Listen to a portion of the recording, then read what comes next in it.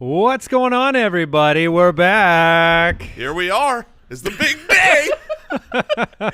Here we are. Here we are. That's how you start a big stream. Hey, here we are. Sleeper Bowl 20. We're back again. Andy, Mike, and Jason, the fantasy footballers, we're welcoming you into a live draft. We did this last year. I don't even remember who won the league last year. Oh, who won? Man, let me look it up. We'll try to think about that. Oh, it was us. It was us. We're getting stream sniped by Ninja, taking our players. We still came out on top. That's right. But we want to welcome you in to this spectacular event, Sleeper Bowl 20. We have got a league full of big names. Juju Smith-Schuster will have the #1 overall pick in this draft. Tim the Tatman, welcome back again. Team Efron, Zach and Dylan Efron are co-owning a team that we will attempt to defeat. We've got the 4th pick, and we got Real Dockery in this. We got Danny Duncan. We've got Supreme Dreams. We've got Ryan Garcia and Carl Anthony Towns, and this is going to be a good time. 10 teams. Yes. Full PPR league this year, so that'll be different. And sitting at the 4th pick, I think we're wondering, do some of the big names go off right ahead of us? What are we expecting? And part of what we talk about with the fantasy footballers is, we just did a mock draft show this last week, and now we're in the Sleeper Bowl, and you got to let the draft come to you, right? Yes. We've got a pick that we were looking at already in the 2nd round, saying, let's aim for this player, and then we're like, well, let's just wait because there might be someone unexpected on the board in the 2nd round. That's right, and so they're coming into the draft here. We should be starting in just about 4 minutes, 4 minutes from the beginning of this draft. 90 seconds per pick. Like I said, we're going 14 rounds, and they're on their way. We're going to have some surprises. Every draft, you spend your time, if you're a fantasy football player, if you've played in years past, the most fun time of the year is this off-season period where you are projecting how players are going to perform.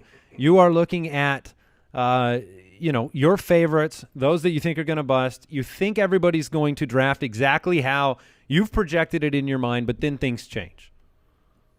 And we're going to have to make a decision. We're co-owning a team. Yes. And we don't agree with each other very often. Hardly ever. Hardly ever. It's our specialty is disagreeing. That's right. 1 quarterback, 2 running back, 2 wide receiver, 1 tight end, 2 flex. And, man, I'm excited. I want to know where quarterbacks go in this draft. If you're familiar with the fantasy footballers, we are usually late round quarterback as far as strategy goes. But obviously with Lamar Jackson, Pat Mahomes out there, are they going to go early? Are they going to go high? I mean, they go early in every draft, but how high? Is this in consideration near the top of the draft? That's what I'm curious about. What team are you guys most afraid of? I do recall the Team Efron being incredibly strong coming out of the draft. I had to tip my hat. They were making excellent selection after excellent selection. Of course, it was not enough to bring down the giant of the fantasy footballers, but it was Team Efron built a really, really strong team from the draft. Are you afraid of the stream sniping capabilities of one Ninja Cheaterface?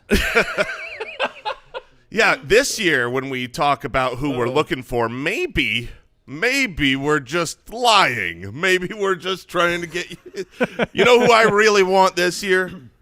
Kerryon Johnson. I say the that thing was a bit of a trap last year. Thank you. We got you. Is we don't the Lions. Well, I mean, Kenny Golladay. People like Kenny Golladay. I have him in my top 10 for sure. So Kenny Golladay could be a player that he may go after. Look, it's fantasy football. You got to know your competition. We know that Ninja loves the Lions. We know he likes to have him on his team. So we'll see if he ends up coming down with Kenny G and his sweet routes. And there's more running backs available in Detroit now. You've got DeAndre Swift and Kerryon, so he could go back-to-back first round, second round. That's what I'm projecting here. Yeah, whatever you do, Ninja, don't do that. A lot of excited people in the chat. I'm seeing these come in, most often yelling a name, like a player name at us. Oh. Some of their favorites. Well, I have seen a lot of people questioning who we're going to take at the 4 if the big 3, who I will not name, which is DeAndre Swift. if they're gone. And we had a conversation before the show where I think we came to a conclusion that was surprising. All right. It was a last-minute change. I'm sorry to cut you off, Jason. The draft has begun. Yes, and Juju was number 1. He came down with the lucky draw of being able to select Christian McCaffrey. I was a little bit curious. Does Juju draft himself? Does he say to the world last year the struggles that happened in Pittsburgh, the struggles for him personally, they're gone, and he's all in on himself? But much like last year, he knows how to play fantasy. Yeah, yes. he's here to win. He's going to play the strategy game. Last year, if you are unaware, Juju selected, I believe it was Hopkins. It was. Over himself, and then at the end of the first round, we chose to take Juju to keep him from Juju. I got to cut you off because yeah. we're on the clock, Jason. So it went Christian McCaffrey, Tim the Tatman took Saquon Barkley, and then Team Efron went with Zeke.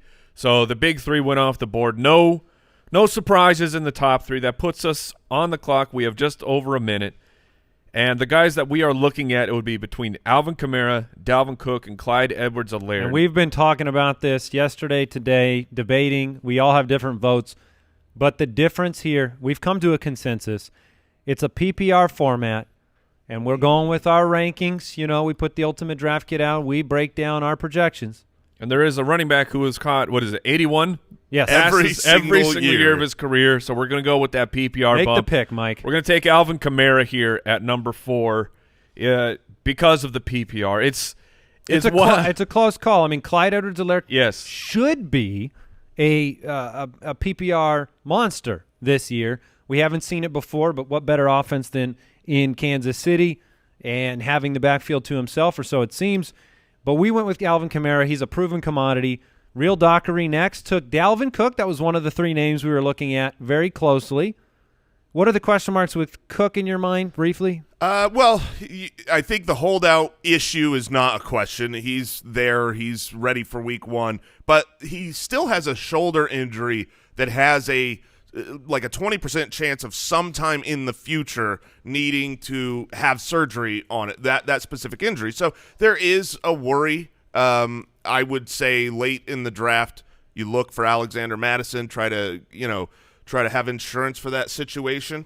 I guess I'm glad in that sense that we didn't take Cook, so we don't have to be thinking about that later in the draft. Danny Duncan on the clock now, 45 seconds left on the clock. To run it back here, Christian McCaffrey, Saquon Barkley, Ezekiel Elliott, Alvin Kamara, Dalvin Cook, all running backs off the board. Begs the question, when are we going to see that first wide receiver? In a full PPR league, Michael Thomas, he could go right here. I'll bet he does. Well, we'll find out shortly. Okay, so just talk for yourself, Jay. You're on the board here. Clyde Edwards-Helaire is there. He's kind of the last top tier pass catching running back. Because look, as much as we love Derrick Henry, we know who he is, and he is a superhero on the field, but he doesn't rack up the PPR numbers. Josh Jacobs might rack up the PPR numbers. Would you take Michael Thomas here, knowing that he is the elite pass catcher? No, I think it's a worthy pick to take Michael Thomas. I would have gone running back. There's so few, and they towards the end of the draft, if you didn't get one of the great running backs, you can't usually find one later in the draft, whereas you could find good wide receivers later in the draft.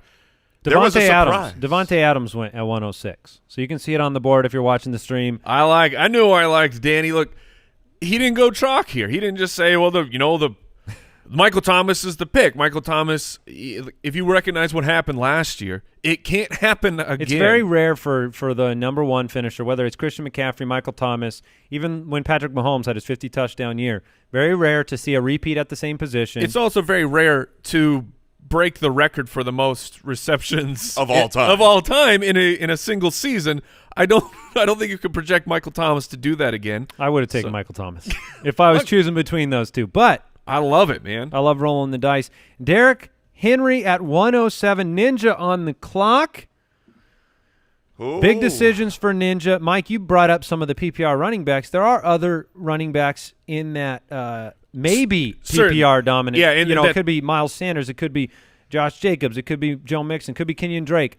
Those are some guys that we think are going to catch a lot of passes. Yeah, absolutely. That's why I was just comparing, Clyde Edwards-Helaire, who is – he's just sitting here for Ninja at the 8th pick, which is – look, it's upsetting to my heart. It's upsetting to my heart because I know. I would have been very happy to take Edwards-Helaire at the 4th pick. To have Edwards-Helaire drop to the 8th pick, we'll see if he's watching or even if he's not – who he takes. I am going to interpret this delay in his pick as it's 30 seconds left as incredible indecision.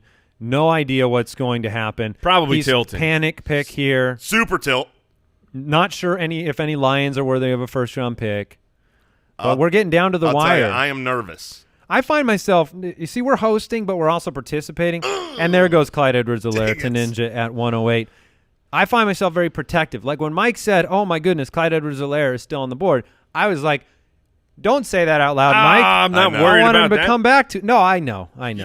Here's the Ryan thing. Garcia on the clock. I knew Clyde Edwards-Helaire. There's no chance he's coming back. Right. But there is a player that I am actively not naming because I really like. That's just It's real. Voldemort. Yes, it's the player who shall not be named. We'll see if my guy gets back to us. Ninja's not rattled. He made the right pick there. Clyde Edwards-Helaire off the board.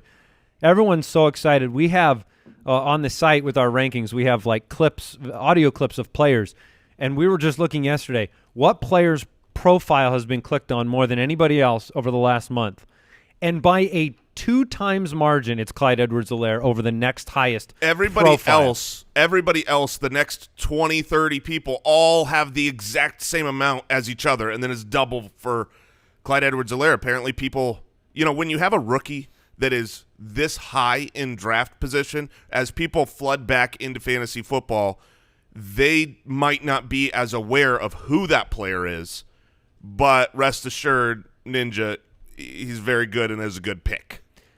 Michael Thomas off the board at 109. We've got one pick left. Karl Anthony Towns here at 110 to round out our first round. Michael Thomas at 109 in a PPR league. That's sensational value. Feels very nice. And 2 picks for Karl Anthony Towns here as we come into the second round. A lot of big names on the board at running back. You have Josh Jacobs. You got Joe Mixon. You've got Austin Eckler after the big season last year. And I'm curious, every draft, you kind of want to know, when is that first quarterback going to go? When is that first tight end going to go? We did a mock draft episode yesterday. I had the 101, and when it got back to me at that second turn, I took Lamar Jackson, which, again, we don't usually take quarterbacks high, and I loved the way my team worked out in yesterday's show. I thought it was way better than your guys's. Yeah, for the first time you've thought that. The first time ever. Jason. Julio Jones rounds out the first round. Karl Anthony Towns on the clock for a second pick here.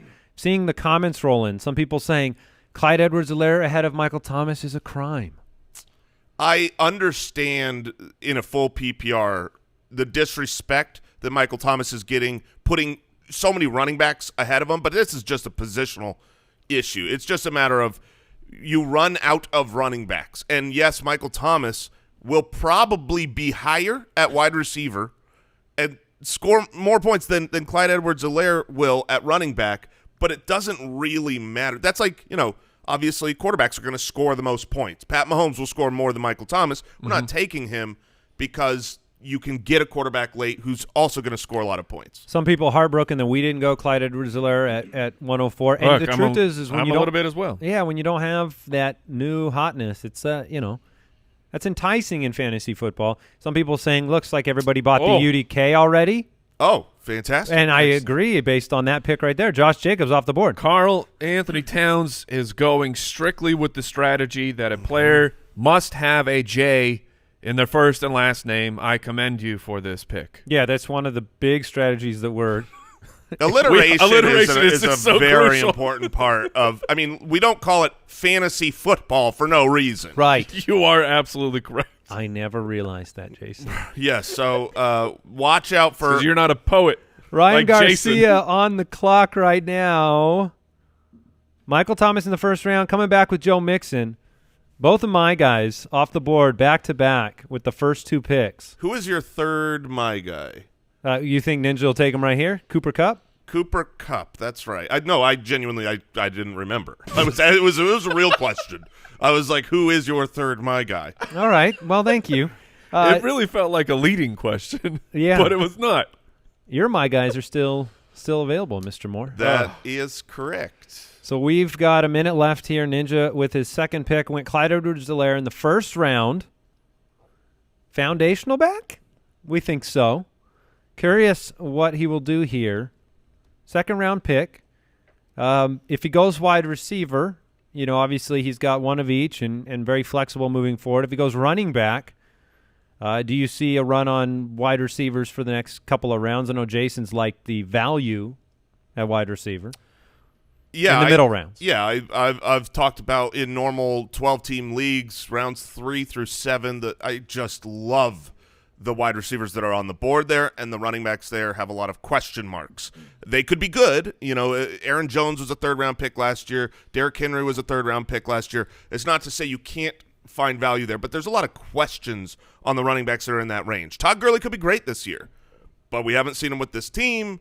We don't know about the offensive line. Melvin Gordon could be great this year, but we haven't seen him with the team, et cetera, et cetera. Ninja has gone all in on Kansas City. He started the draft with the rookie Clyde Edwards-Helaire, followed it up with wide receiver 1 for the team, Tyreek Hill. So he's all in on Kansas City. I'm curious, Ninja, if Pat Mahomes falls to you in the third round, I thought the same thing. Would he take it and just really complete the stack, get all of Mahomes' points? It's not a bad team to have a stack. I mean, people ask us that question all the time. Are you okay having different combinations of teammates?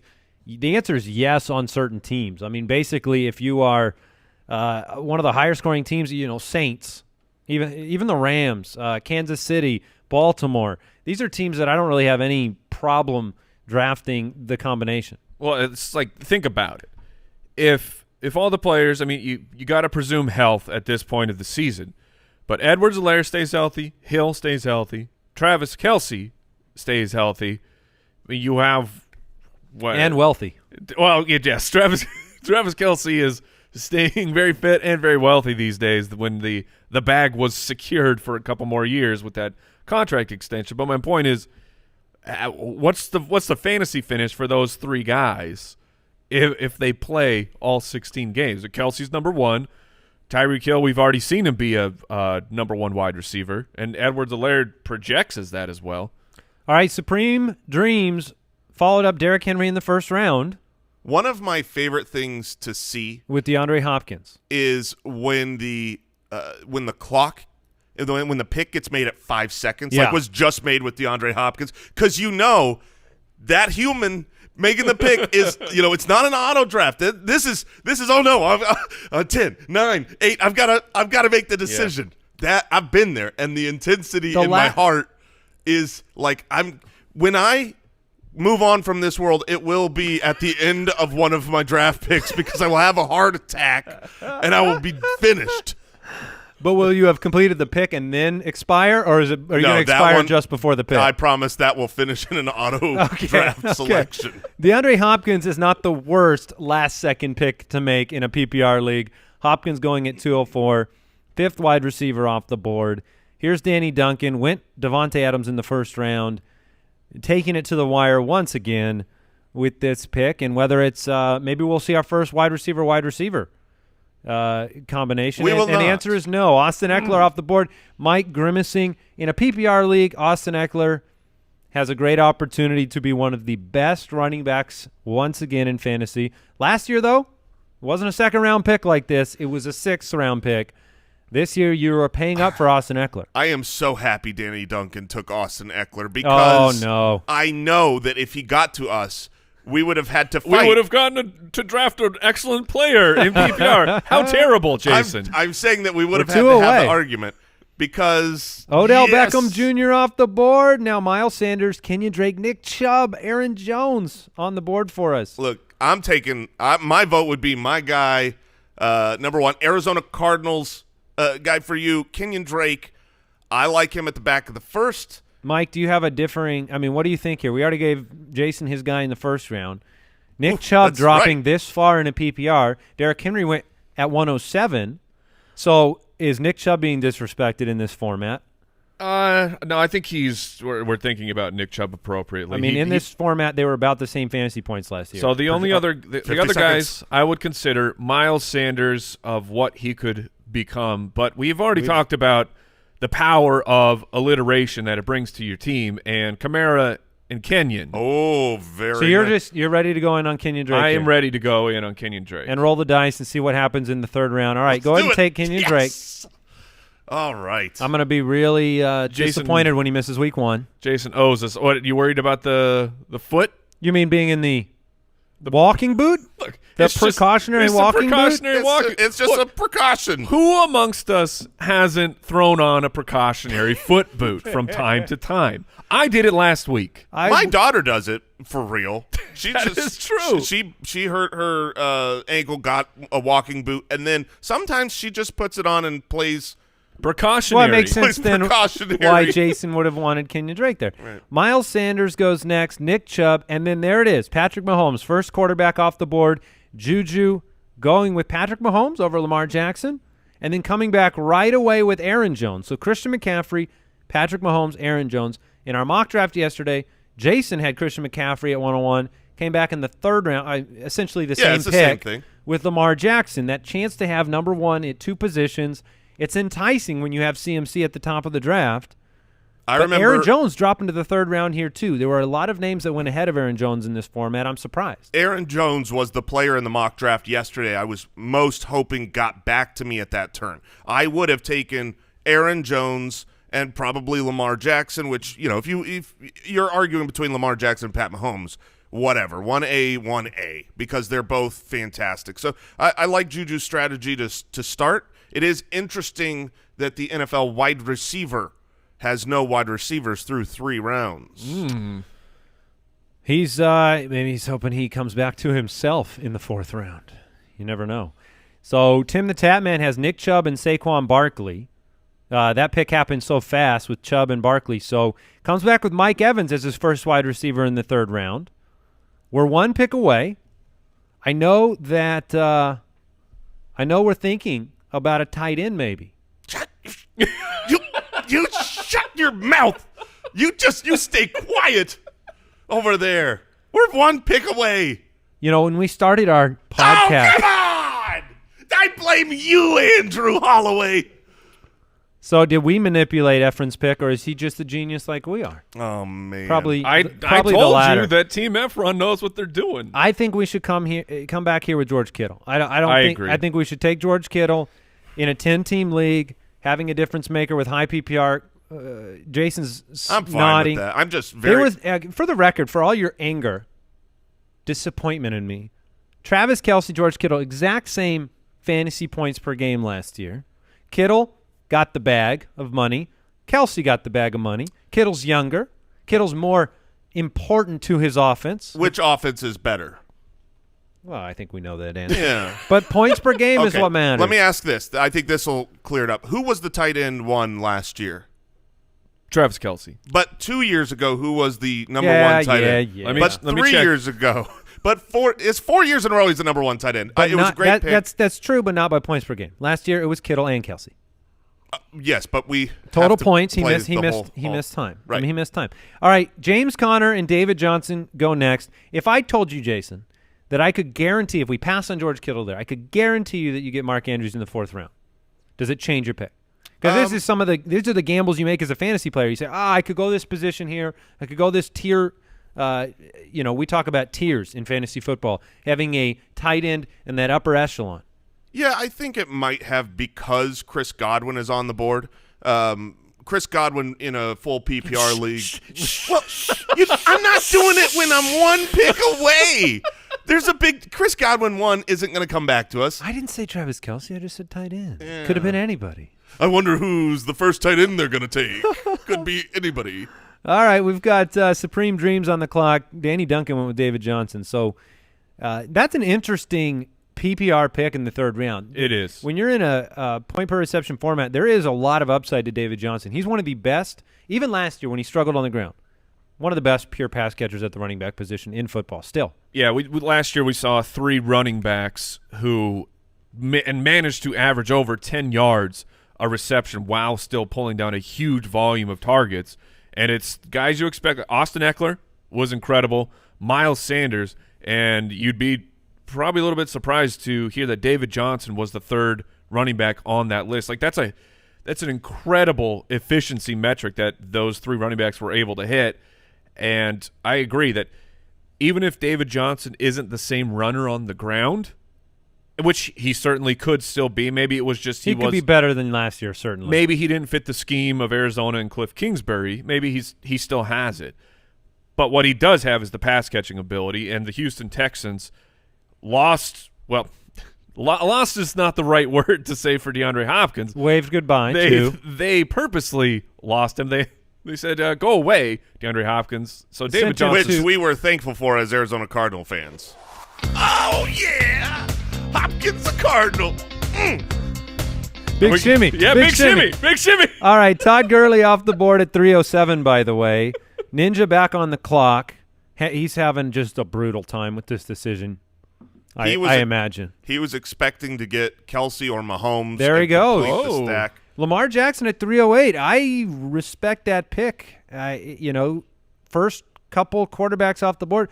But the reason we took Kittle, 10-team league, that advantage a little bit bigger if you're picking the right quarterback. If you're picking the right tight end, you will have a week-to-week advantage, and that's what Lamar was last year. Yeah, in a 10-team league, I believe at the end of this draft, everyone's going to have a pretty good-looking team because the depth is a little bit easier to come by when you take 2 teams out of every single round.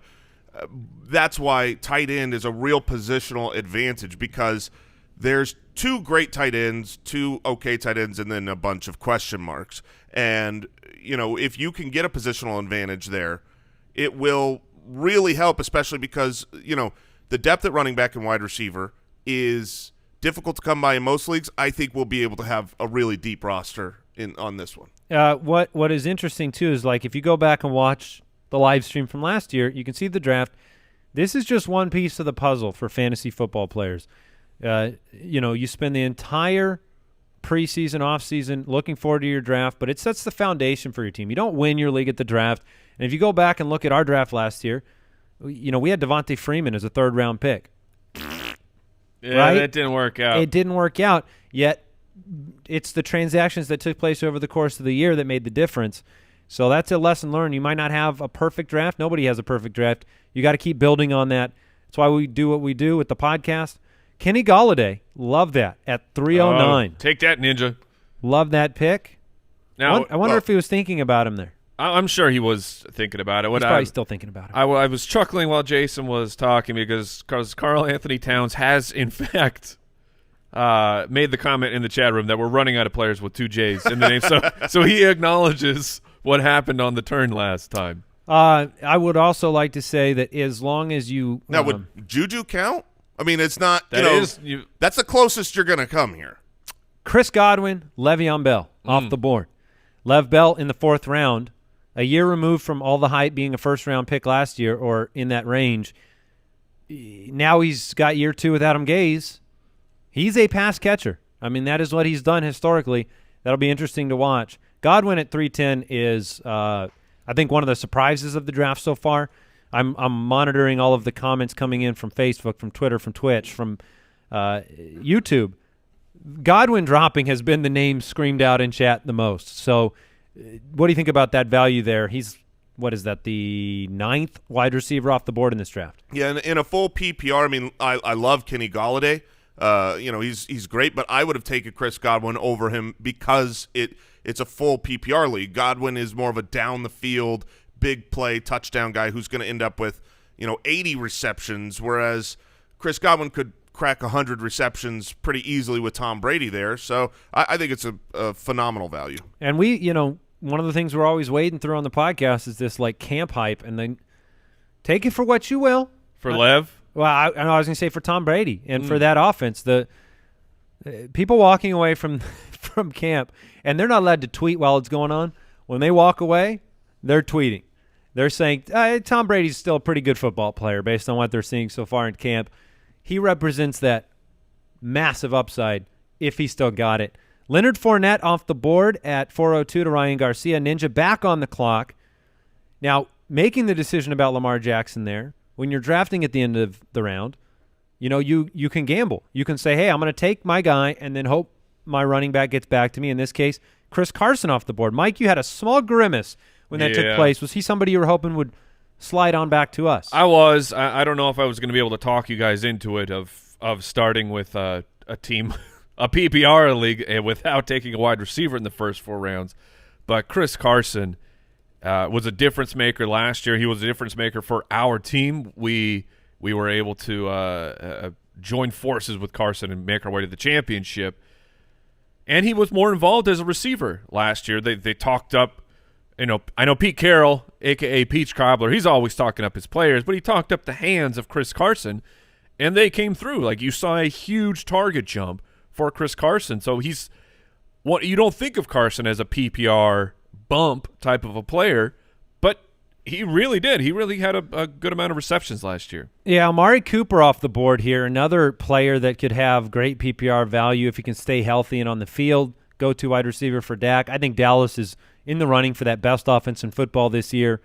Mike, good point about Carson, and Carlos Hyde is not going to threaten you in the PPR realm. No, he is not. Or maybe any realm. But we are 2 picks away. Now, there is a player that I am really, really, really hoping gets back to us. We're all in sync on this. And when I say I think, we've chatted to each other, and we know that we are all – Why are you being secretive then? Let me talk about some of the big names still on the board. You do have Mark Andrews in the 4th round. I talked to you about, look, if you knew Andrews was coming back, would you have gone George Kittle there over some of the other names like Chris Godwin? You could have taken Chris Godwin there over George Kittle.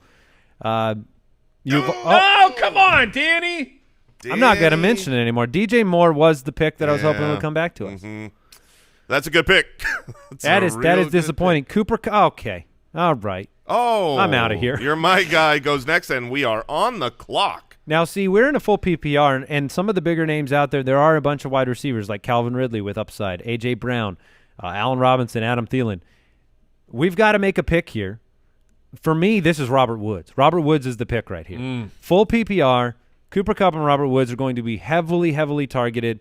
I feel comfortable. What do you guys think? I like Robert Woods here as far as he's worthy of being drafted here. I don't know if Efron and Tim the Tatman and Juju are watching the stream or not, but I feel like Robert Woods has the better chance to get back to us versus Adam Thielen. But it would be between those 2 players. I would take the gamble and go Thielen and hope Woods gets back to us. But I love Woods, so if we just want to take the guy and not play the game, I'm fine with that. And I would take Allen Robinson if the pick were up to me. Where are you, Andy? I would take Robert Woods. Jason's right. There's a chance that he would come back to us. We could go back-to-back there. I'll give Jason the pick. He can make it. Then I will be selecting Adam Thielen. I heard Adam, like A-T-O-M. Yes, Ooh. Adam. I don't mind. Look, I'm in on Adam Thielen this year. It is it's the second half of last year, which was so disappointing for fantasy players, that Adam Thielen was hurt, and he tried to be a warrior. He tried to get out there while hurt, and it didn't work out. And when you're playing fantasy football, that is the toughest decision. When you have a stud on your team like Adam Thielen, he's an absolute stud in the NFL, and he's a stud for fantasy football, and they're coming back from injury. You don't know, should I put that player right back in my lineup, because that's a coin flip. Like, oftentimes you'll have a player, I believe James Conner had one where you weren't sure if you should play him, and then he went out. But then he also had a game where he came back, and he was great. And unfortunately for Adam Thielen last year, he burned you. He's dropping. He's going to be an absolute target machine. Stephon Diggs, the 1A or the 1B, however you wanted to look at it, he's not on the team anymore. No one can challenge the skills of Adam Thielen on this team. Yeah, Tim. Yeah, Tim. I was going to bring up the fact that we were in the range where Juju should be drafted, and I thought if he gets to Juju, could he take 2 picks without taking himself there? But Tim the Tatman does not allow it to happen, taking Juju Smith-Schuster one pick before Juju Smith-Schuster is on the clock. And so now... So full team for Tim the Tapman right now with that pick of Juju. He took Evans and Juju. He has Saquon and Chubb. I really like that roster. Juju cannot draft himself. It's very balanced because you have Saquon Barkley, the pass catcher, Nick Chubb. Looked more at the grinder. Kareem Hunt, we fully expect him to come in and take away passing work from Nick Chubb like he did last year. Mike Evans, not the high-volume player, but Juju Smith-Schuster, more of a high-volume player.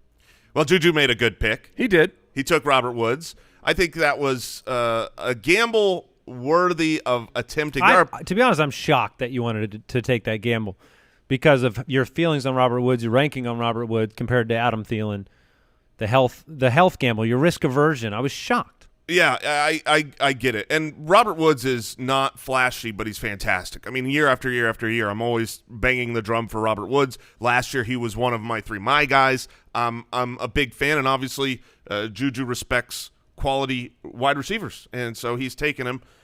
There are plenty of great wide receivers here, though. I look at the draft board and who's left. Just reading down through the order: Calvin Ridley, A.J. Brown, DJ Chark, Tyler Lockett, guys that I know we love. Oh, snap. Juju on the turn. So we got Robert Woods. Yeah. The great PPR pick, and we were just chatting of, do we look at drafting Terry McLaurin, the absolute breakout rookie wide receiver for Washington? Do we consider taking him at the 5-4? No choice. We don't get to do that. That will not be happening because he is on Juju Smith-Schuster's team. This is an incredible pick. Juju listens because these are footballer picks. Terry right McLaurin is one of my guys for this year. I want to try and draft him everywhere I possibly can. I think he's going to be a stud. His route running is already polished. It was not that of a rookie. And then you combine that with an absolute elite athletic profile.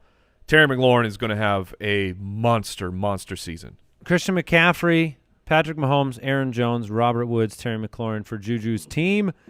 And then Tim the Tapman back on the clock. I think I'm going to be trying to convince you gentlemen to draft another running back here at 504. Interesting. So prepare yourselves. Yeah, there are a couple of running backs that I'd be very excited to grab here. I love the depth at wide receiver. I think we will be just fine on the way back through, whether you believe that or not. That's wild. It is a 2-flex league, so we would be able to plug 2 more running backs into our starting roster. But for a PPR, is that where we want to go?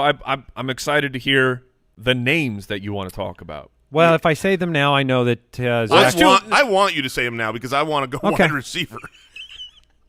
So, you do. Let me put it to you this way: what happens on week 1 if Kenyon Drake's not playing? Then you've got a challenge there. Melvin Gordon just went. We're on the clock. Mark Ingram is on the board in the 5th round of this draft. Lead running back for the Baltimore Ravens. Somebody that I think is, look, you're going to be losing a tier at running back. I think when you come back around. Cam Akers is somebody that I'd love to have a shot at in this draft. But at wide receiver, you've got A.J. Brown, you got DK Metcalf, you got Chark, you've got Lockett, you've got Keenan, you've got Hilton, you've got Sutton still on the board. Sutton could be an absolute PPR monster this year. So, I mean, you guys are kind of running this one. This is a tough pick here because I would be selecting my guy, DJ Chark, from the Jacksonville Jaguars. That's where I would go with the pick. I would go with my guy, Tyler Lockett. So we are at a true impasse here, and Andy would go Mark Ingram. I would take Mark Ingram. So we're just going to have to give this pick to one of us and allow someone to make the pick. I was given the last pick, so I will say this. I will recuse myself. If I'm taking a running back, I'm taking Jonathan Taylor here, a guy who potentially has a PPR bump. We know that 25 seconds. We know Mark Ingram won't be catching 50-plus passes. With a 2-flex, 20 seconds. The stability of having Mark Ingram is very important here. That would be my pick. All right, we'll give it to Andy. Andy got this one. All right, you'll thank me for that depth later. It's very possible. If we come into week 1 and we have one running back out of our first 3 because we went Kenyon Drake and Jonathan Taylor, we will be hurting. I just like all the draft equity that I am building up here when I get to take our final half of the draft and just pick all my guys. I think that was the first time I had a. But no, Jason. I haven't had any yet. Okay, all right. Calm down. I'm building it up. Tyler Lockett went next. Compounding the interest. It's hard to draft three people with different views of the way that we think it should go. But Ingram is a steady Eddie. You're going to be able to put him in there and get value, and maybe tremendous value, like you saw last year. Dockery with a great pick here. Tyler Lockett went next. Danny Duncan on the clock. His team right now: Devontae Adams and DJ Moore, wide receiver. Austin Eckler, David Johnson. This is a great team. I mean that team is built for a point per reception format. So we'll see what Danny goes with here. A lot of big names still out there. I'm curious when the next quarterback off the board. I imagine it will be this round. I'm going to predict that right now. I think we'll see another quarterback this round. Do you mean maybe another tight end? The sixth or through these final five Through picks? these final 5 picks. DJ Chark off the board. Oh, Danny's People got my are watching the stream, unfortunately. Danny's got my DJ stack through the offseason, going through mock drafts. It just kept happening over and over and over that I would be drafting DJ Moore and DJ Chark. I think it's a tremendous combination. All right. We're at the 7th pick of the 5th round. Supreme Dreams on the clock. Henry and Gurley as running backs. DeAndre Hopkins, Amari Cooper as his wide receivers. Wonder what we're going to see. Yeah, I mean, he's perfectly balanced here. Mr. Unlimited could go right here. Unlimited. Mr. Unlimited, Russell Wilson could go right here. He absolutely could. So this is going to be a tougher part of the draft. So I guess at this point, and I'm speaking just selfishly for our purposes and our team, I guess we're hoping that we have a running back run, right? Now that we've taken that third running back. So maybe a couple quarterbacks, maybe a tight end or two before it comes back to us at 607. What's wild is, I mean, I know he's not the What is the old mercy for, Jason? I just realized that we are into the back half of the 5th round. That's and what I was going to say. Mark Andrews is still on the board. Regrets, huh? I mean, yeah. If we could have had Chris Godwin and Adam Thielen and come back with Andrews with that 504, and there goes Rob Gronkowski off the board to Supreme Dreams in the 5th round. Nobody has a wider range of where he's being drafted than Rob Gronkowski. Nobody has a wider range of camp reports than Rob Gronkowski. Bruce Arians, this is the Rob Gronkowski of old. Some of the people watching don't agree. Bruce. Don't agree. Sure he is. So yeah. I'm out on Rob Gronkowski this year. Big name, great, obviously first ballot Hall of Fame tight end, but it's been a long time since we've seen it, and there's 3 tight ends that are all being utilized. They had a scrimmage the other day, and 92-yard drive finishing with a touchdown to Cameron Brate. And sometimes it's going to be O.J. Howard, and sometimes it'll be Gronk. With Mark Andrews out there on the board and Zach Ertz, that's A.J. Brown in the 5th round. There's so much value here right now. A.J. Brown with the 8th pick. Combining him, Ninja grabbed A.J. Brown and combined him with Tyreek Hill. Talk about win a week with 2-player potential there. Mm-hmm. Those guys, if they go off, you're in trouble. Lamar Jackson can do the same. Ninja's going to have some weeks this year with 4,000 to 5,000 points. Yeah, the very, very high variance players, at least historically for Tyreek Hill, and in the short span that we saw for A.J. Brown. Brown was far more consistent toward the second half of the year. We'll see if Ryan Tannehill can get him the targets, or do the Titans get more into that mode they had in the playoffs where everything was up to Derrick Henry, and A.J. Brown really not a tremendous factor in all the games. Ryan Garcia with 15 seconds left. Michael Thomas, Kenny Galladay, Joe Mixon, Leonard Fournette, and coming back with Keenan Allen in a PPR league in the back of the 5th round. That is a probably do no wrong pick there. I mean, Keenan Allen is going to have a baseline this year. People just don't know about the ceiling. Yeah, you question the quarterback play. Obviously, he loses Phillip Rivers. You've got Tyrod Taylor in there, and then at some point you expect they might make a change over to the rookie. So there's, that's why he's a wide receiver that's been a top 12 wide receiver 3 years in a row. One of the only ones that have done that, and now here he is at the back of the 5th. But at the same time, he's not going away. He's phenomenal as an actual wide receiver. So if the quarterback quality and volume takes a hit, this is still a good pick here. And Mike Williams probably going to be missing the beginning part of the season. Yeah, with a shoulder injury. Keenan Allen, I think, is a very good pick. All right, Karl Anthony Towns has 2 picks right here as we transition into the 6th round. His team, Julio Jones, Chris Godwin, Josh Jacobs, Lev Bell. So what player has to get back to us for you to give us a big shimmy, Jason? Tyler Lockett. Oh, no. Let's see. When I'm looking at the wide receivers, because we only have one right now in a full PPR 2 flex league, I view Cortland Sutton, Marquise Brown. Those are some guys that I think are really good, and hopefully will get back to us. Oh, you were right, Andy. Just barely. Just barely. In I fact, called it. He could have done it in the other order. That's right. You did it, man. There were only 6 picks left, but Russell Wilson went at 5'10". Not surprising. There is that back of your mind hope that Russell Wilson's given the opportunity to do what a Patrick Mahomes does in the offense and throw the ball more. I mean, he has been so efficient in his career, and you have to wonder, like, you can't just extrapolate efficiency forward, like on attempts. You give a guy, 100 extra attempts that year, efficiency is probably going to come down because you're freeing him up to take some more chances. Yeah, and we all want to see that happen. We all have the hopes and dreams. Russell Wilson has the hopes and dreams that it will happen.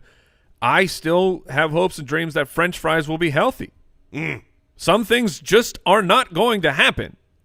Pete Carroll, 8 years with Russell Wilson. The record reflects success. Yeah, but like Pete Carroll. Why change?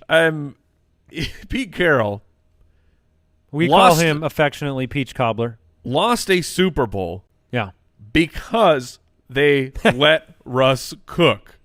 I mean, I know it was one play, and I'm being kind of hyperbolic here, but literally, you give that ball to Marshawn Lynch, it's unquestionable. You've got more jewelry on your hand. That they have won multiple Super Bowls, and I don't see the success that you've had with that for that long. You don't just change your offense. It's very bizarre. All right. This is what we wanted to see. Oof. Some more tight ends and some more quarterbacks off the board.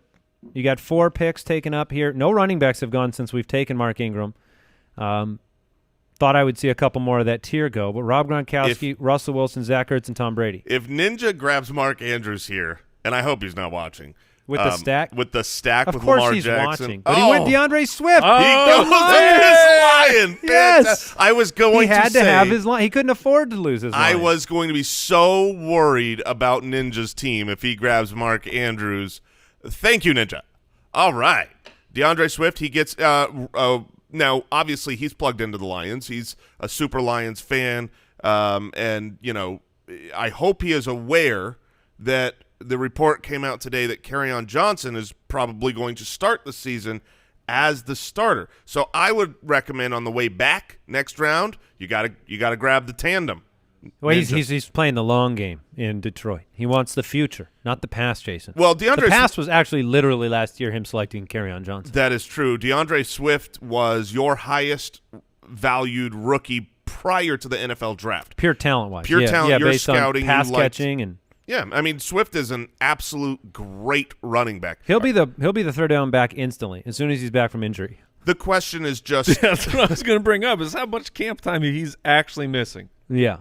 So we are back here. Supreme Dreams went with Gronkowski. So another quarterback here maybe. Gurley, Henry, Hopkins, Cooper, Gronkowski, and Danny Duncan, Real Dockery. And us, the next 3 picks. This is coming down to the wire again. Can he top Gronk? Probably not. He did take Jonathan Taylor. Okay, which is look. It's good for us now. It's good for the sanity of this table because if Jonathan Taylor had made it back to 6-7, sure, and we could have taken Lockett or Chark, yes, and then ended up with Jonathan Taylor, there are plenty. It would have ripped my soul apart. Yeah. I mean, I have. There's a couple players here. One that I know Jason's looking at our pick here in the 6th round that he'd be very excited about. But you do have only 2 running backs have gone since we picked Ingram. So maybe the wrong call. We'll find out. Danny Duncan on the clock. Went DJ Moore, DJ Chark. DJ Fluker still available. Ooh, that would have been a great pick, but Raheem Mostert. Another running back. And Deshaun Watson. So we are on the clock. We are sitting here with the opportunity to take Cortland Sutton and Hollywood Brown Both guys still on the board. Stephon Diggs, I think he's going to be heavily targeted as well. To me, I'd probably make the pick with Cortland Sutton right here. That is what I would do as Mike, well. why don't you make the pick? Can I get DJ Chark? Is that possible? When another team selects a player, you longer are eligible to take them. Of the players left, I would be going with Cortland Sutton. I think I believe in the breakout. Going with Drew Lock is he's unproven. He won, and he won without really getting Cortland Sutton to put up big numbers. But you got to hope that with a full offseason, Drew Lock as the captain, so to speak, of the team, that we get Cortland Sutton back where he needs to go. All right. Someone here is going to get the best value I've ever seen on Mark Andrews. I know. And it's probably not going to be Team Efron, who already has Travis Kelce, and it's probably not going to be us, who already has George Kittle. Yeah, it's one of those things people might be wondering. It's probably going to be Juju Smith-Schuster. Yeah, probably will be. People are, maybe wondering, well, would you take that second tight end once he falls to such a great value? And the answer is still no, because it's not just a matter there of is a place where if he fell far enough, absolutely I would take him. Yes, and the place is when we feel confident in our depth at running back and wide receiver, which right now we don't feel confident with our depth at wide receiver. At least that last pick, we only had one. It's not just a matter of, is this player good at this spot? It's, what am I giving up if I take that player at this spot? Still not off the board. Ronald Jones and DK Metcalf. Oh, Juju smashed Mark Andrews as fast as he could. His team is looking Why does it bother us beast. Emotionally for someone else to get a great pick and to get a great value? I would say human nature, because that means we didn't get it. There is a player. We'll have to make some decisions here, but there are a number of running backs that are interesting. There are a number of wide receivers that are very interesting here, including T.Y. Hilton and Hollywood Brown and Stephon Diggs and A.J. Green and who we dubbed the Flying V yesterday on the show, Will Fuller, Michael Gallup. There are some very interesting names on the board for us here if we don't go with another position. But I will make a few suggestions to you guys here. Mike, did you slam the table there? I ran into it with my watch. I thought it was like, darn. No. Well, look. Juju's team is Juju's team is unbelievable. fantastic. I think I would straight up trade teams. I would usually in a draft you look and you love your team. This one is very difficult because we all have our own roster construction methods. But when I look at Juju's team, being able to start with Christian McCaffrey, usually when you take Patrick Mahomes early, that's going to ruin your depth. But in a 10 team, and when you got Mark Andrews on the 6-7 turn, his team is fantastic. And now he has taken another value pick, David Montgomery, which the big news of the week was David Montgomery went down to a non-contact injury in practice. The alerts went out because when you hear a player in training camp goes down to non-contact, your brain instantly goes to ACL, that this player is out for the season. Thankfully, it was not. It turned out it was just a groin injury. My groin. And then David Montgomery was given the timeline, 2 to 4 weeks. David Montgomery is a running back who would have been drafted in, the fourth round or so? Oh, T.Y. Hilton just went. 7th round. All right, Hollywood Brown is there. We could go wide receiver with Hollywood. Not exactly a PPR type of machine. Last year, big playability. Stephon Diggs is there. A.J. Green is there. What about Kyler Murray in the 7th round of a 10-team league where differences at quarterback? I mean, Mahomes, Jackson, Russell, Brady, Deshaun Watson, Dak Prescott. Do you want to take a shot at that advantage here? No, in a 10-team league, the quarterback 10 or the quarterback 15, even if half the league takes 2 quarterbacks, is going to be phenomenal. I don't think it's worth ruining. We only have 2 wide receivers right now. To me, obviously, he's one of my guys, but I would be going to Hollywood here with this pick and have the upside. Are you all right having Mark Ingram and Hollywood Brown? Yeah, I am. 30 seconds. I know you guys also like A.J. Green. I've been more out on the injury side, but I think it's between those 2 players. It is between those 2 guys for me as well. Andy, where are you? We only have 20 seconds. I would go with A.J. Green. Mike, you built up the draft capital, and we give it to you now. This is not where I want to use. We give it to you now. 15 seconds, 15 Mike. seconds. You have to make the pick. Look, I want the new hotness. All right, my man, going to Hollywood. Look, there's Hollywood Brown at 704. Great. He has upside potential. Dude. Got to stay healthy. I'm worried about health in general with our team, to be honest with you. Kenyon Drake currently being banged up. George Kittle's currently banged up. Adam Thielen last year struggles with health, and Hollywood Brown struggles with health. A.J. Green goes next to Real Dockery. Danny Duncan on the clock, Supreme Dreams after that, and then Ninja. You know, Dockery has taken a lot of – we wanted Tyler Lockett. Cooper Kupp's one of your guys. A.J. Green we're talking about. He has a lot of picks that I just really like the value where he got them. All right, we talked about Juju's team. It's turning out very nice.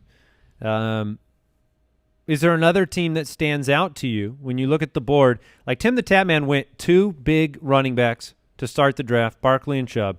Came back with 4 dynamic wide receivers, Evans, Juju, Ridley, Metcalf. That is exactly how I like to build a team. I mean, Tim the Tatman is the one that sticks out to me as far as once you get those first stud running backs to just keep going wide receiver in a full PPR 2 flex league. That's how I would like to build it. I still think his team would be like we're comparing him and Juju as 2 of the best teams out here. It's just a matter of where Mark Andrews landed there. If Mark Andrews was taken right before, that value just puts one of those teams over the top. And I would, and Tim also grabbed Dak Prescott, last year's quarterback, too, while at the every shot at being the top guy this year too with that offense. Yeah, absolutely. With the addition of CeeDee Lamb and his guy, and yeah, he is. Yeah, Tim's a Cowboys guy. The CeeDee Lamb is the first round pick, a rookie wide receiver who is, in a lot of people's opinion, including mine, the best wide receiver prospect in this group. The breakout of tight end sensation that is going to sweep the nation, Blake Jarwin, my guy. I am all aboard with Blake Jarwin having a great season. Dak Prescott there is, I think that's an excellent pick. And to follow up, Jay, what you were saying about Mark Andrews, like Tim didn't get Mark Andrews. Yeah, but he might get Darren Waller, and we're all projecting fewer targets for Darren Waller, but Waller is a PPR tight end, where Mark Andrews is the big play. If you miss on the big play, okay, so you're a little bit upset. So if we're worried about Tim's team, would you want Ninja then to take Darren Waller right here? Keep him away. Look, if Ninja were to take Darren Waller here, I think it would just be really unfortunate for Tim. That's true. I think Ninja has a very good. There he goes.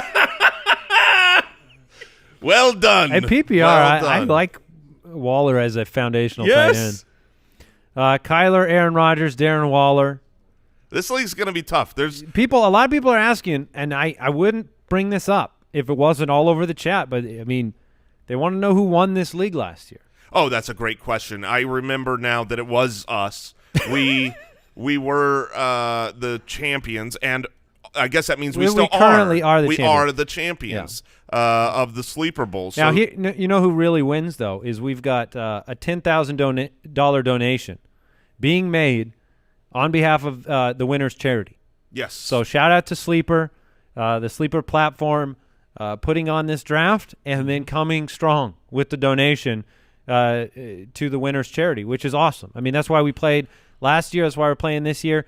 It's fun to play fantasy, and it's even cooler when it goes to a great cause. So shout out to Sleeper for that. And looking forward very much to getting St. Jude's Children's Research Hospital another $10,000. Yeah, they're kind of leaning on it at this point because it's so consistent. They just assume that they're going to get it from the champions. Yeah, they budget it based on our historical evidence. Well, I just know that historically saying we have 100% championship rate in the Sleeper Bowl. The math checks out. Yeah. So I agree. We're amazing. I expect us to win this year. All right, 2 picks for Karl Anthony Towns coming up. Stephon Diggs went at 709. Look, that's a steal. Maybe. Mike doesn't agree. I think it's a steal. Stephon Diggs is one of the better route runners and players in the NFL, and going at the back of the 7th round, behind some players that have more question marks in my mind. Yeah, I mean, look, I love A.J. Green, but it's been a while, and he's older. Stephon Diggs is an acquisition for a good team that should probably win the division. I am a big believer of where Stephon Diggs is going in drafts right now, that he is a value. Gregory Green says Diggs is overrated, though. So, well, if Gregory says it. I will say this, though. The Bills had a scrimmage, and I don't know the reason, but Diggs was not out there. So he could be dealing with an injury right now. All right. Did not know that. That was this morning? I believe it was yesterday. Were they trying to not highlight the inaccuracies of Josh Allen for the scrimmage? Actually, ironically, all the news was that how Josh good Allen was phenomenal, but he didn't have Diggs out there. So maybe nowhere to go but up. All right. Tyler Boyd off the board at 7-10. One more pick here for Karl Anthony Towns. Our team right now, Alvin Kamara, Kenyon Drake, Mark Ingram at running back. George Kittle, difference maker at tight end. Adam Thielen, Cortland Sutton, Hollywood Brown. 3 number ones in their respective offenses. There are a couple of running backs I'm hoping drop to us. There's some wide receivers that we like, including the Flying V, Michael Gallup, and others. Yeah. Deontay Johnson still on the board. Yeah, I've got Juju's teammate. Couple of wide receivers there that I'm hoping slip down the board. I feel like you guys are both mentally just wanting to pound wide receivers here, but we also have wide receivers that we like a lot that go much later. There are a number of rookies that we've taken shots on as well. Sure. So sure. I'm just trying to get the best players. Would you agree with that, Jason? We're trying to get the best players. Andy's trying to take the worst players over here. I don't know what he's trying to do with our team. I think we're in a full PPR 2 flex. Usually the flex will end up. Well, being there wide goes receivers. that. And it's Karl Anthony Towns has selected Michael Gallup. Yeah, that was the name I was hoping got back to us as well. Didn't get all that close. No, he did not. The tension was not allowed to build. And quick, hey. If you're on the stream, if you're watching, having a good time with us, thank you for joining us. Thank you for spending your Saturday with us. If you're not familiar with us, we are the Fantasy Footballers. We have a podcast. It's all about fantasy football. It's all about having a good time and winning your league. And we release way too many episodes. We have an episode Monday through Friday, so 5 shows a week. August through December. We're going to help you win your league. We're going to help you have a good time. And if you're in this league with us and you're watching the stream, please tune out and do not listen to the Waiver Wire Pickup Show. But if you're new to the show, wherever you're watching, there's a subscribe button somewhere. It's free. We don't charge you nothing to click that subscribe button. Yeah. You just click it, and then you win your league. We can't do that. We don't have the technology. That's a shame. Devin Singletary at 8:02 to Ryan Garcia. Ninja back on the clock. Devin Singletary is. Let's talk about Ninja's team while he's on the clock, because I want to hear that. But he's also thinking Clyde Edwards-Helaire, Chris Carson, DeAndre Swift at running back, Tyreek Hill, A.J. Brown at wide receiver, Chris Carson, 4th round pick there. Mike was jealous. Darren Waller off the board in the 7th. I like that. And really the key here, Ninja, is just don't make the wrong pick. You have a lot of options. There are some that are right, and then there are some that are very, very wrong, and you'll regret it. Yeah, Devontae Parker. That's a pretty good pick. Yeah, that's a shame. I was going to recommend N'Keal Harry, but Devontae Parker had the breakout. He's untrollable in year 5. There's questions, right? Can you really believe it? After seeing so much poor Devontae Parker, can you believe what we saw last year? And then the quarterback question of, Fitz magic. Will the magic stay around? Will they switch over to Tua? Never has, but no, it never has. It's always a temporary spell for Ryan Fitzmagic. Well, do you know how much energy it takes to produce that level of magic? No, I actually do not. Yeah, I don't either. I assume it's exhausting. He has to spend the whole entire offseason with cauldrons and there's a lot of what do wizards do? Newt's eyes Hat or something. shopping. I don't know. But Ryan Fitzpatrick, he'll be throwing to Devontae Parker at least to start the year, probably longer than that. I'm starting to build confidence both in Tyrod Taylor, Ryan Fitzpatrick, those guys to end up with a majority of the season. So, can I ask you a question, Andy? No, I'm sorry. Will Fuller off the board at 8:04. Of course you can. Do you regret taking Mark Ingram now, the way that the draft has played out? Do you look at it and say, I like the running backs here. I wish we had another, stud wide receiver there? No, not really. I don't think there's a manifold difference between picking up, Tyler Lockett and Cortland Sutton this year at all. And getting Hollywood in the seventh round. Well, but we would have him in addition. It's not Tyler Lockett versus Cortland because you would have Sutton. just wanted to go 4 wide receivers in a row? Well, I'm saying right now we could get a running back that I think is, in the We're going to need tier. him. We're going to need him. That's what we preach all the time. We talk about depth at running back. That is the harder. That running back is gone. It's a harder position to find. Oh, Cam Akers, Kareem Hunt directly before us. Those were the two guys. And we didn't get them. No, those were good picks. Mark Ingram, you can put in your lineup each and every week. We're double flexed. We're going to need the depth. You'll thank me later. Now, I want to highlight a player. Let me see if I can talk you guys into this. I'm in. Oh, man, I didn't even have to say who it was. This is excellent. Jules? All right, Jason, let me try and talk you into All right.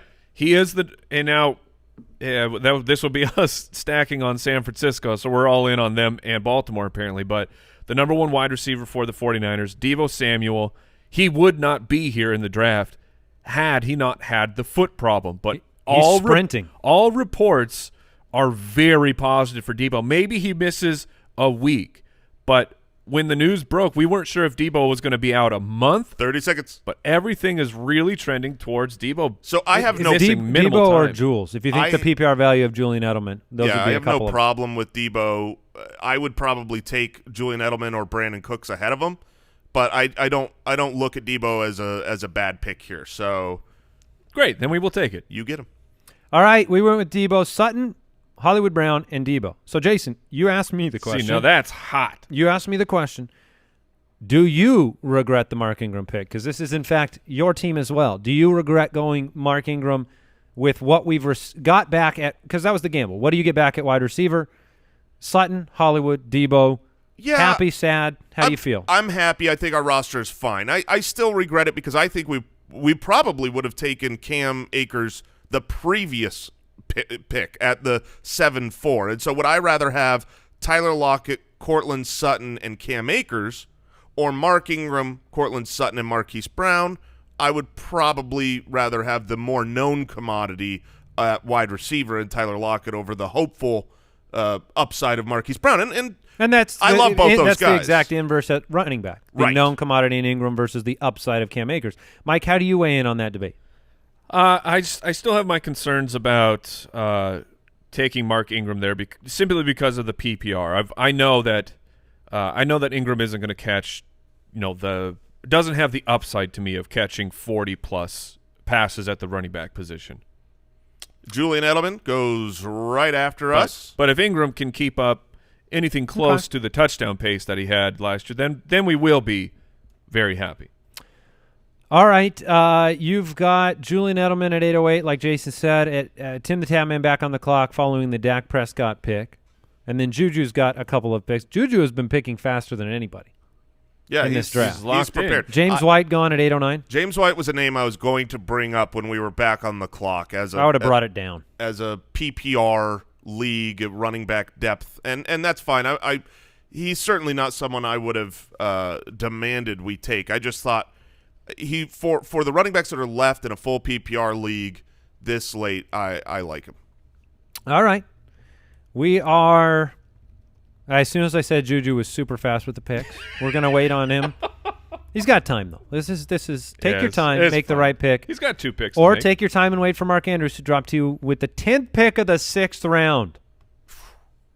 Man, that is such good I think value. it's based on where Mark Andrews dropped, it is Juju's obligation to just pass on these 2 picks. Just throw them away. At least auto draft. Yes. Just you don't have to you get nobody, but you don't get to choose who you receive.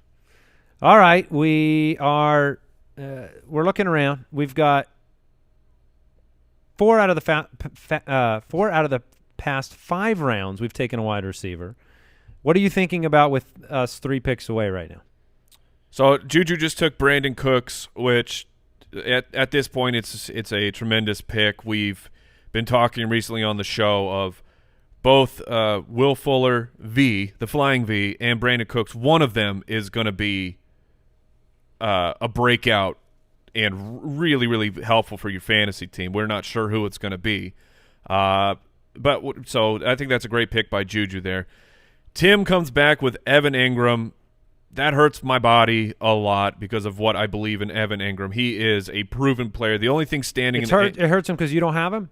It hurts because that's great for his team. Gotcha. Like, Ingram is one of the very few remaining actual PPR getting a high volume of targets, high volume of receptions. Evan Ingram could be the number one target for the New York Giants, and I have Daniel Jones taking another step forward and being a breakout quarterback for the NFL and for fantasy this year. So that just compounds. That hurts. You didn't mention Hayden Hurst going right before him, a second tight end for Juju. Sure. Which is great news for us in the sense that back-to-back tight ends going ahead of us pushes other players down. We have Travis Kelce. We're not going to leave this draft with Somebody said 12 ends. Personnel. He's going to run 12 personnel. Yes. Get 2 tight ends on the field. I said we have Travis Kelce. I forgot. We have George Kittle. We do. Travis Kelce went right before us. Team Efron on the clock, 20 seconds left. Had Hilton and Edelman the last 2 rounds. Both value picks, I think, in this format. Allen Robinson, he took him right after Mike wanted him. So Mike seemed like he was from the Thielen pick through Ingram. You weren't happy with those 2. Look, I'm fine. I really do like Adam Thielen a lot. We are on the clock now, and see, now is the time I feel like I've really got to cash in my draft equity. I believe that Antonio Gibson will turn into a league-winning running back. I also believe that we won't get him if we pass on him in this round.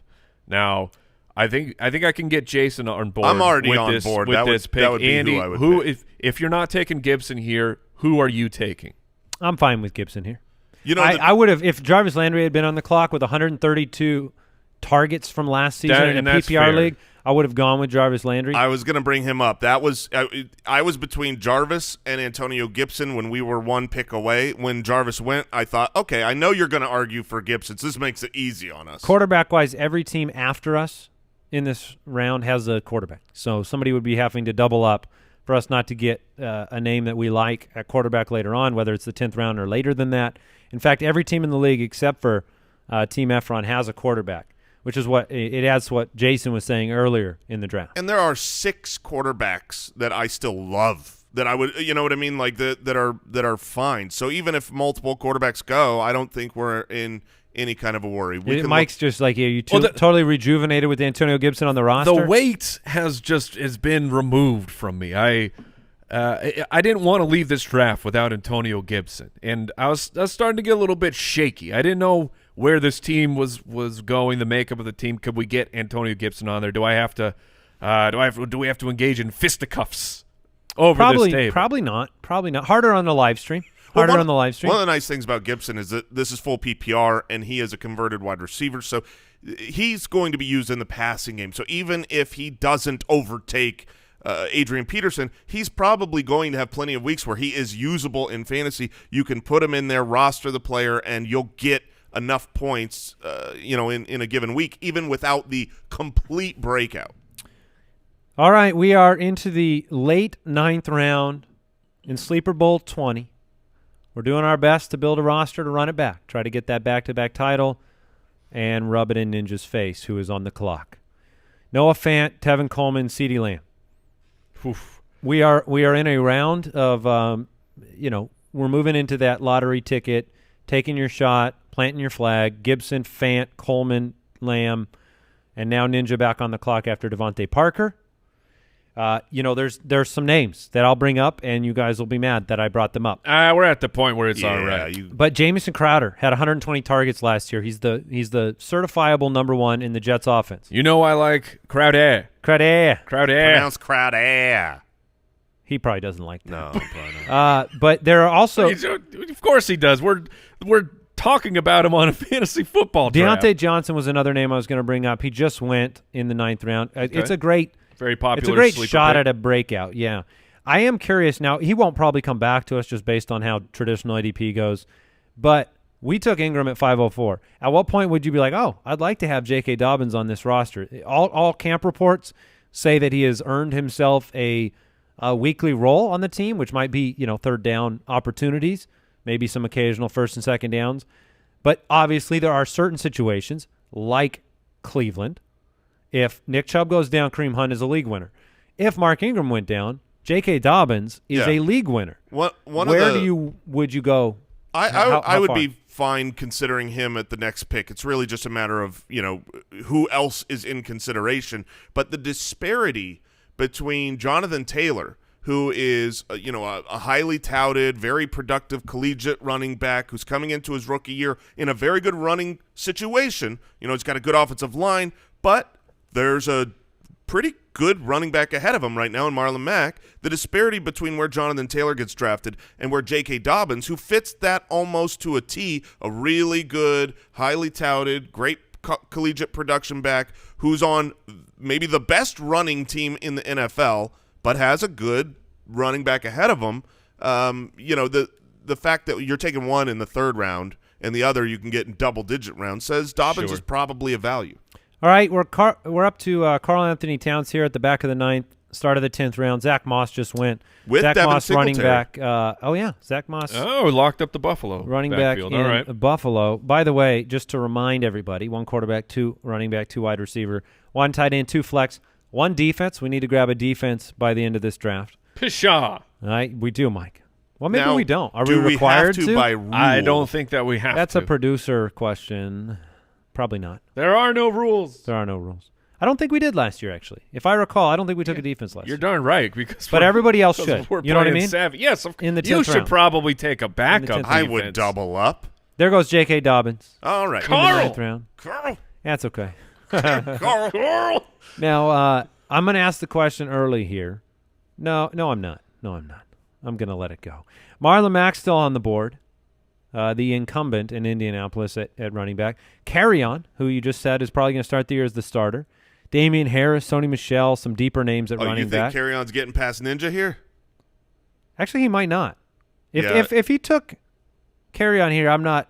It'd be fun to make the troll like Lions fan, but it's not a bad pick in the 10th round. It's not a bad pick. He's got DeAndre Swift already, so similar to what King Ryan's doing over there with Devin Singletary and Zach Moss, similar to what we were discussing, taking Mark Ingram and J.K. Dobbins, kind of securing a backfield. I'll be honest, I don't generally like having a whole backfield on my roster because I feel like I never can drop one of them. Sometimes I don't know who to start. If there's not some great clarity moment that comes early in the season, I generally end up regretting it. Yeah, and I think that's true, but I would say that with a situation where you get it late and you can make that decision in week 1 where it's murky, that's fair. It's a little bit more – I'm more open to it. And on top of that, so it's this league is 5 bench, and it has the extra flex. So – you have another 10 players that are being rostered. I was curious if you were thinking that. That's what I didn't bring up. But that was the name Drew I was Brees going off the to board. fight for if he came back to us. You wouldn't have had to fight. In fact, when we got there, I would have brought up to you, Jason, is there a quarterback a tier above the rest that you don't want to lose right here before Team Efren?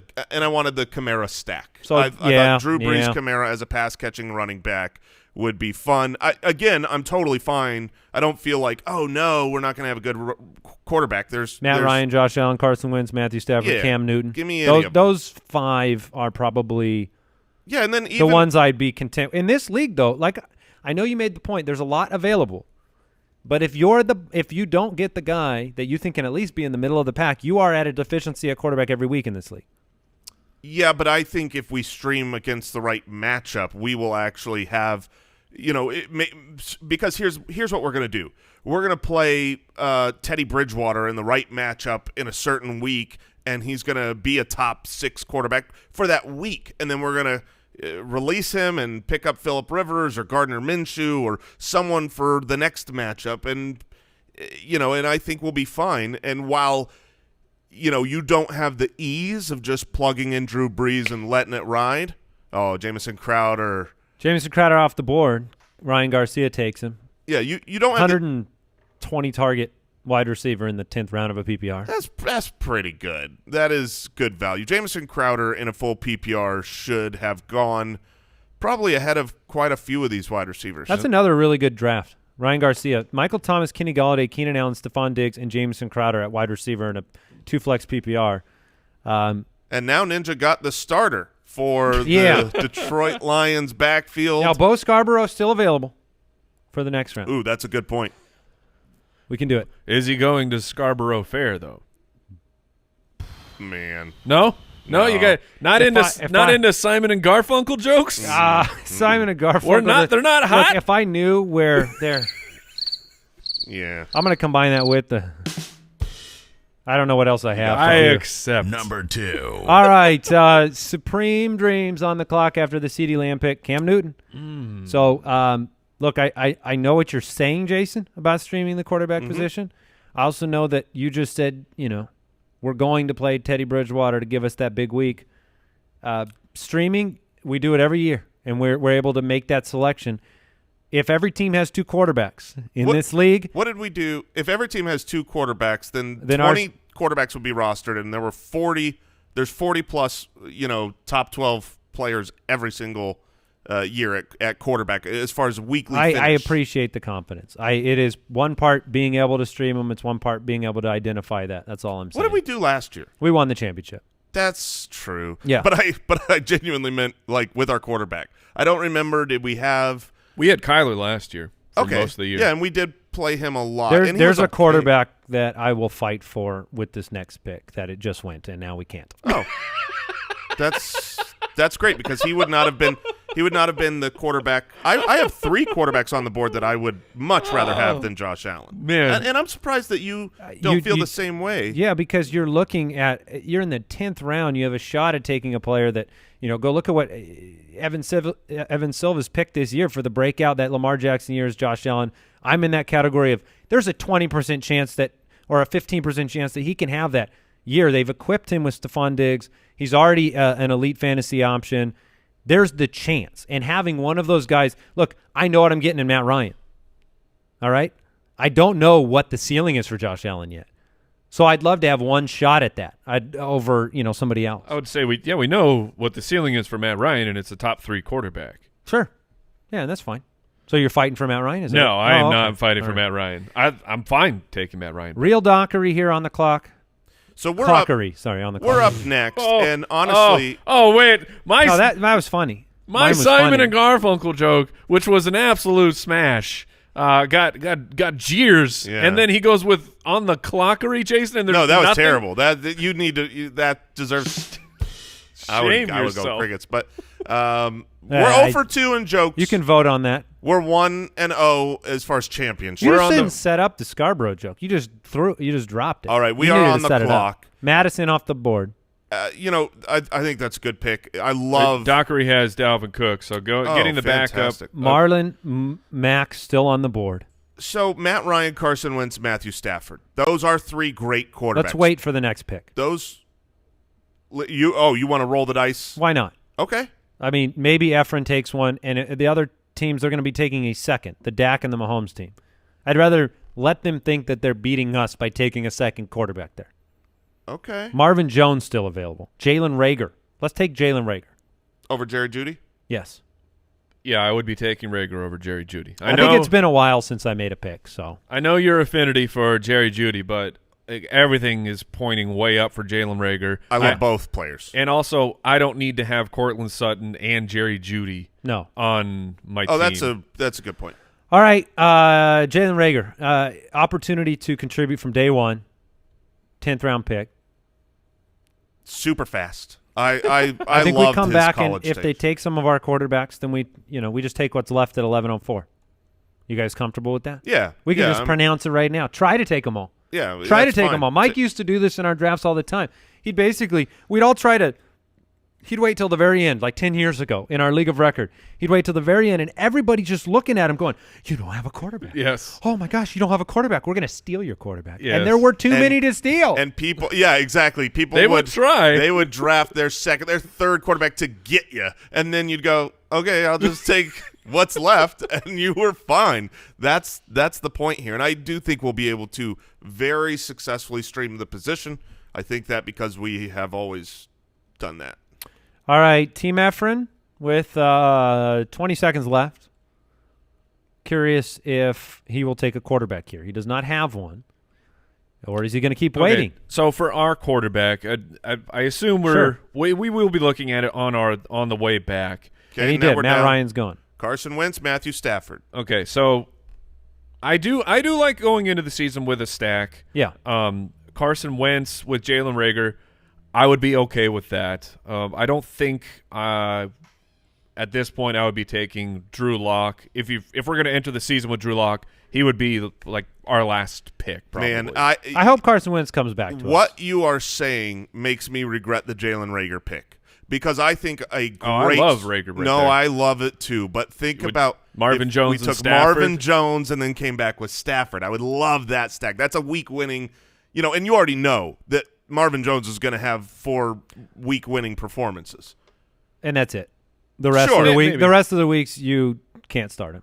It was between Reagor and Marvin Jones on that pick for me. So does Reagor, let's say Carson Wentz, Matthew Stafford are both available. Does having Reagor really push you to? Not fully. I was saying I like to have the stack, but I just wanted to get the conversation going of I'm okay taking Wentz. Stafford it's pretty exciting to draft Matthew Stafford based off of what he was doing last year. It was only 8 games before he was shut down for the season with the back injury, but he was just torching people for fantasy football, and it's a bit wild to me that people are that worried about the injury for Matt Stafford and overlooking what he really did in those first 8 weeks. He was on a pace to throw for over 5,000 yards, which throwing for over 5,000 yards is not done. It's happened just a handful of times in the history of the NFL. So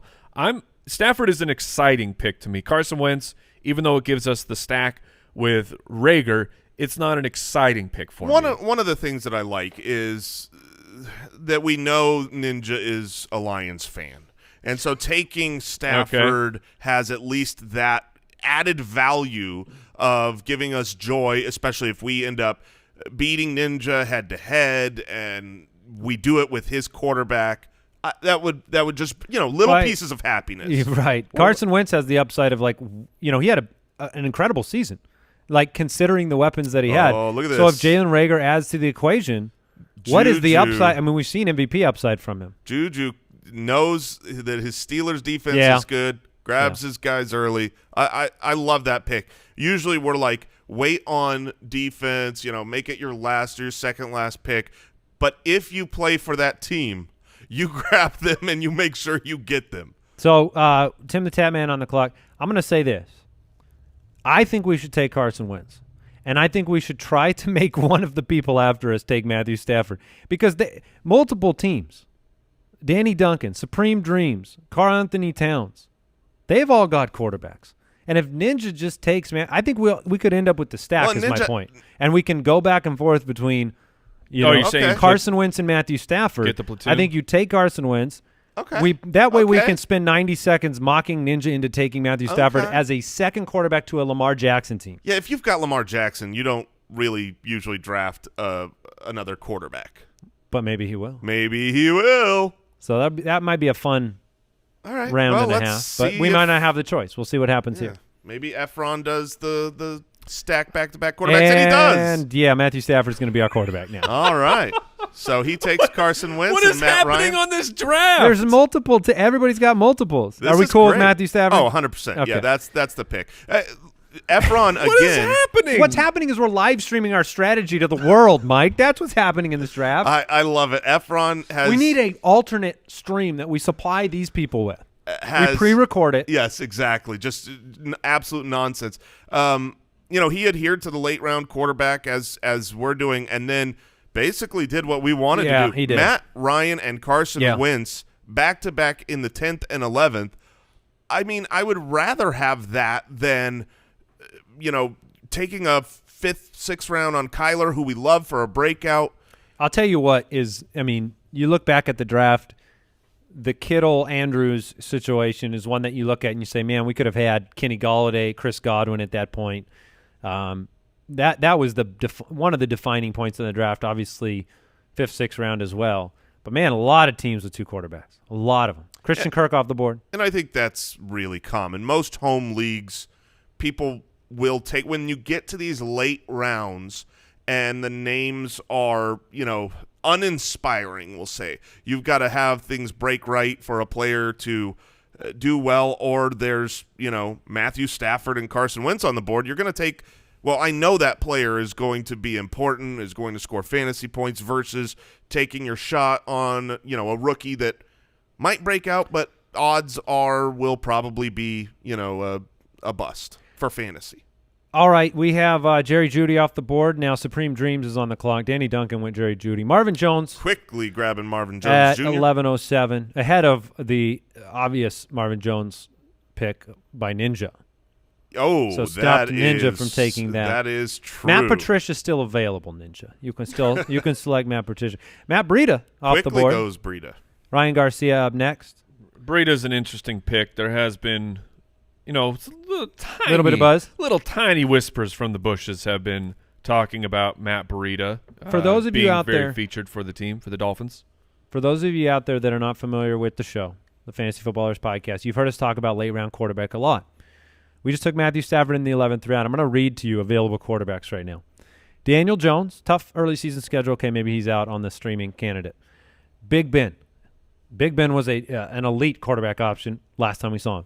Joe Burrow, some upside there. Could break out. Baker Mayfield was an early pick last year. Jared Goff, one of our best value picks, still available. Ryan Tannehill. And Ryan Tannehill. I mean, he set the league on fire last year. He was, I think it was the quarterback 3 from the time, week 7 is when he took over, and the rest of the season, he was a top-end fantasy quarterback. So he's there. I mean, Jimmy Garoppolo, if you want to tie yourself to a Kyle Shanahan offense, that's never a bad idea. And then Sure.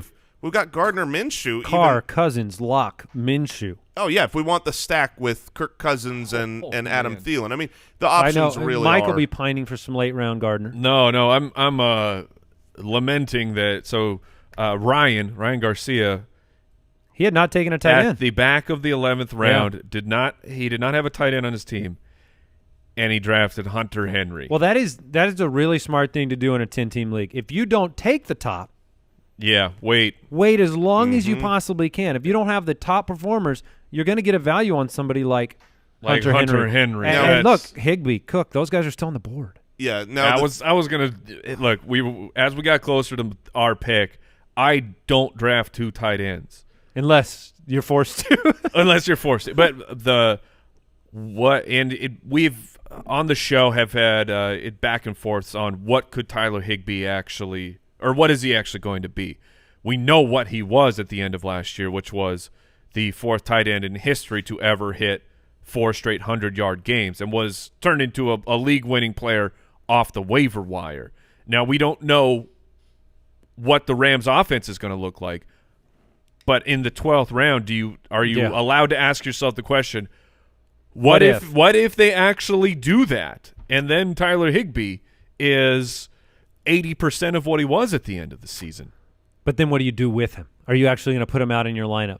Or do you just need him to trade? Because George Kittle's not getting benched. That's the hard part. Sure. And, it was funny. I looked back. I wanted to see. There was a 4-game stretch where Gerald Everett was on an 80 for 808 pace. There was a 5-game stretch where Higbee was on 130 for 1,210 pace.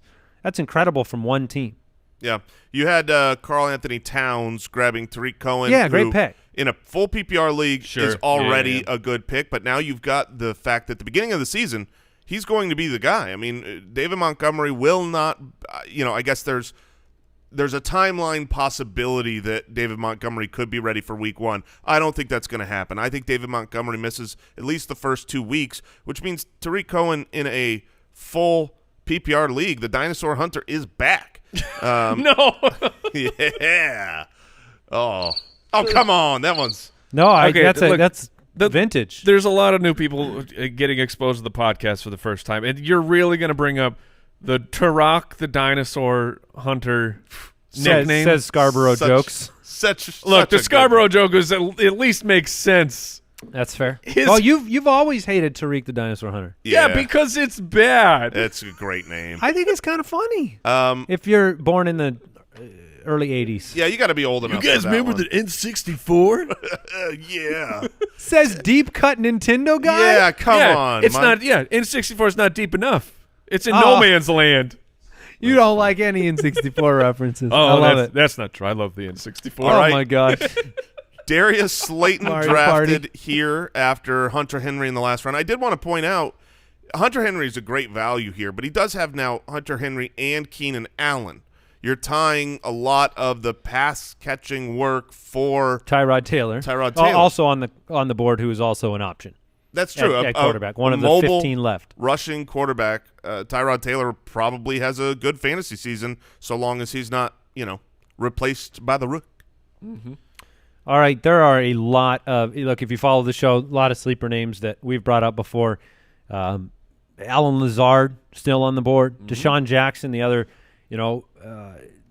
starter in Philadelphia. Sure. Sterling Shepard, a lot of camp buzz about Shepard.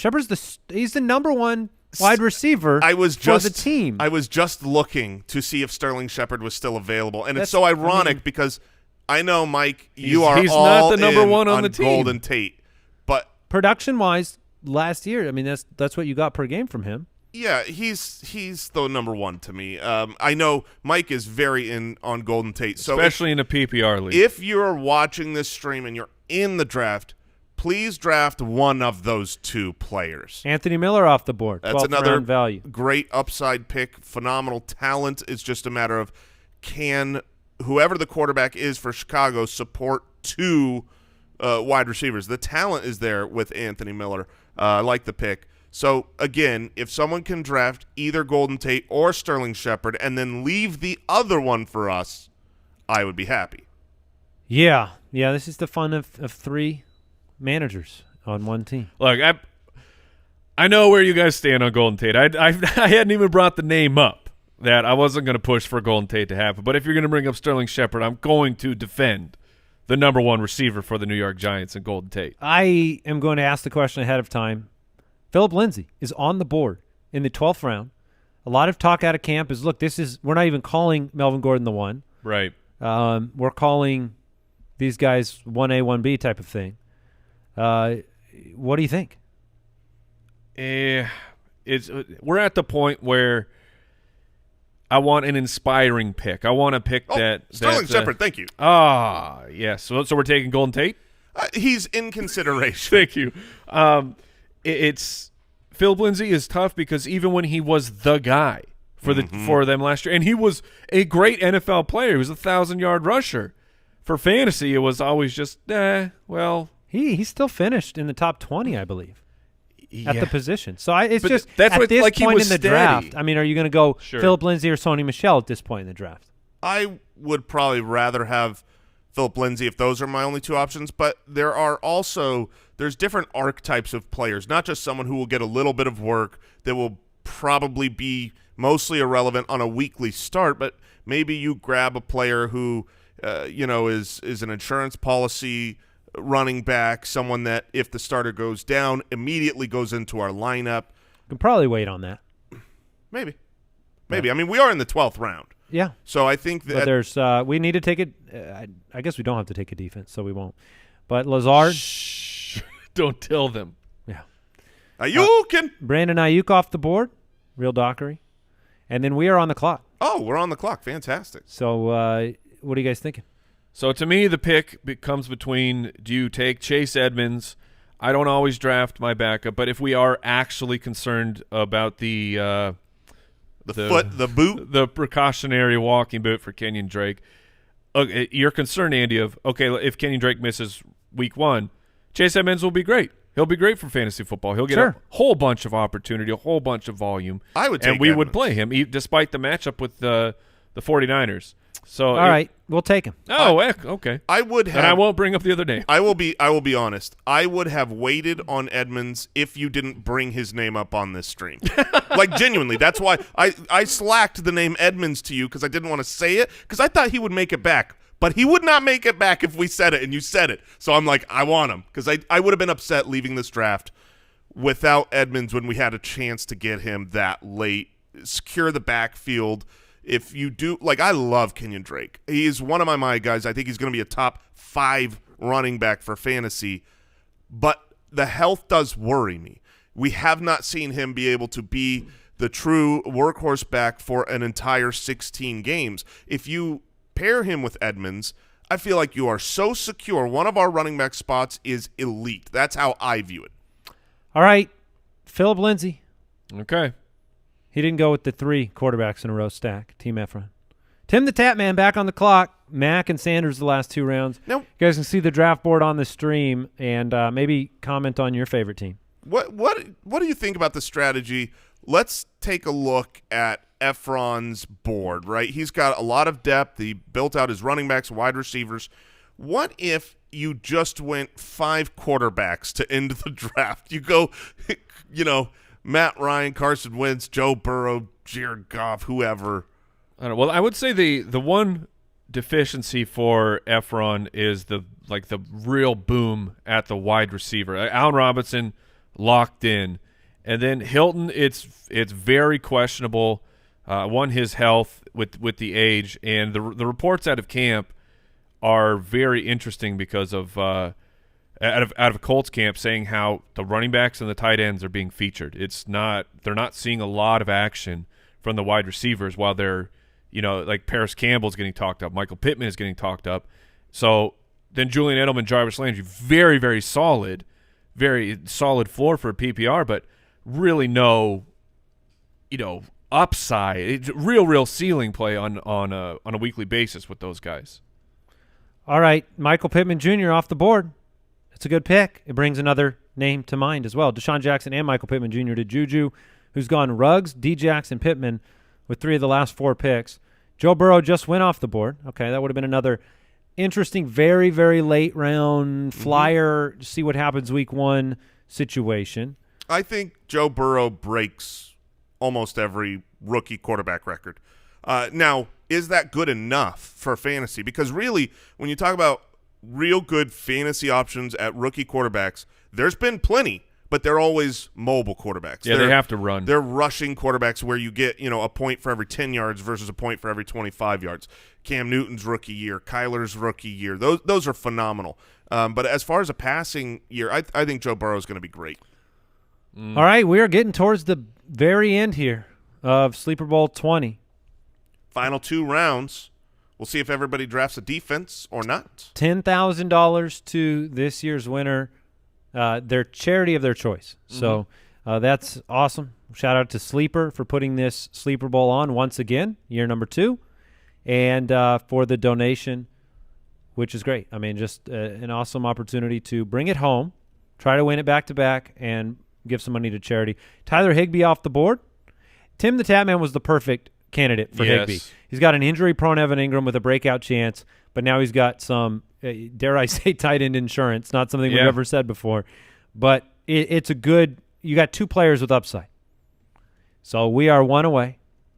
And it's going to be – I think Damian Harris is a name that I would be strongly considering here. Damian Harris was the name that I was going to bring up besides Chase Edmonds, of following the drumbeat of the training camp, and everything has really been trending for Damian Harris to be the starter.